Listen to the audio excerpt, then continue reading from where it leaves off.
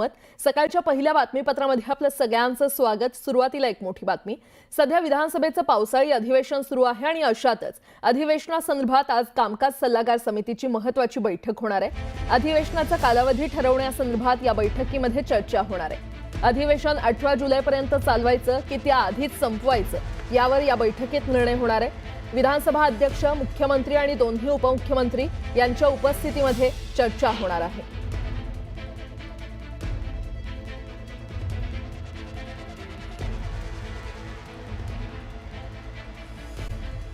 प्रतीक्षित जनसुरक्षा विधेयक राज्य सरकारकडून विधिमंडळात आज मांडण्यात येणार आहे। तत्पूर्वी महसूल मंत्री तथा समितीचे अध्यक्ष चंद्रशेखर बावनकुळे हे विधिमंडळात समितीचा अहवाल सादर करणार आहेत। दोन्ही सभागृहाच्या समितीचे इतिवृत्त आज सभागृहात मांडलं जाणार आहे। त्यामुळे विरोधक नेमकी कोणती भूमिका घेणार याकडे सगळ्यांचं लक्ष लागलंय।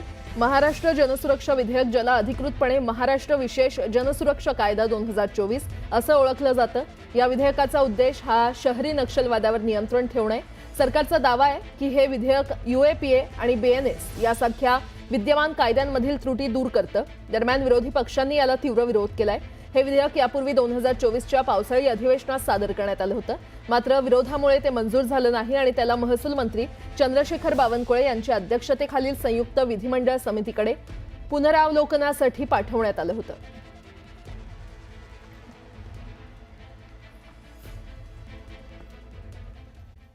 छत्रपती संभाजीनगरमधील बाल सुधार गृह प्रकरणी मुख्यमंत्री देवेंद्र फडणवीस यांनी मोठा निर्णय घेतलाय।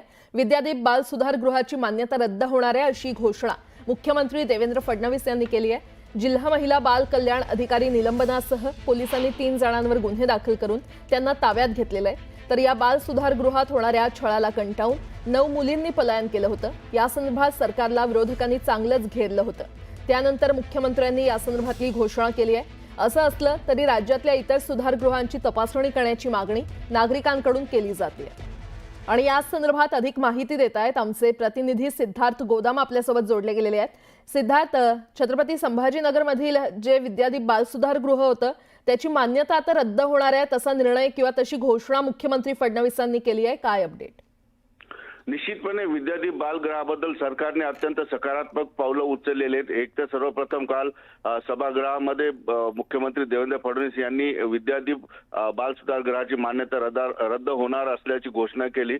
दुसरी महत्वाची गोष्ट रात्रीतून अशी घडलेली आहे की या बाल सुधार गृहाच्या अधीक्षिका आणि 2 महिला कर्मचारी या तिघांवर गुन्हा दाखल करून त्यांना अटक सुद्धा त्या ठिकाणी करण्यात आलेली आहे। एकंदरीतच 30 जून रोजी या विद्यादीप बाल सुधार गृहातून 9 मुली ज्या छळाला कंटाळून बाहेर पळून गेल्या होत्या आणि त्यांनी कोर्टात जाऊन आपली व्यथा मांडण्याचा प्रयत्न केला, मात्र पोलिसांनी त्यांना ताब्यात घेतलं आणि त्यानंतर चौकशी समितीसमोर या 9 मुलींनी जे काही जबाब दिले ते अत्यंत हादरवणारे होते, संतापजनक होते।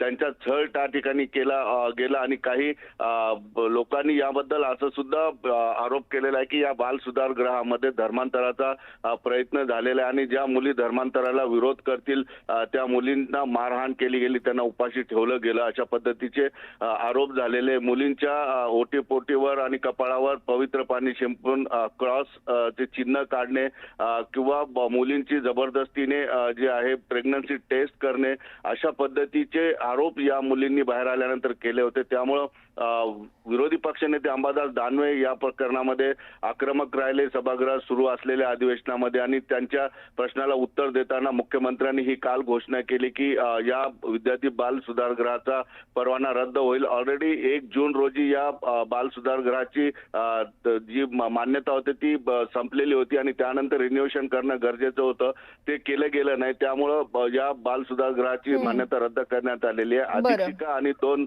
सेविकांना सुद्धा अटक करण्यात आलेली। ठीक आहे सिद्धार्थ, धन्यवाद या संपूर्ण माहितीसाठी।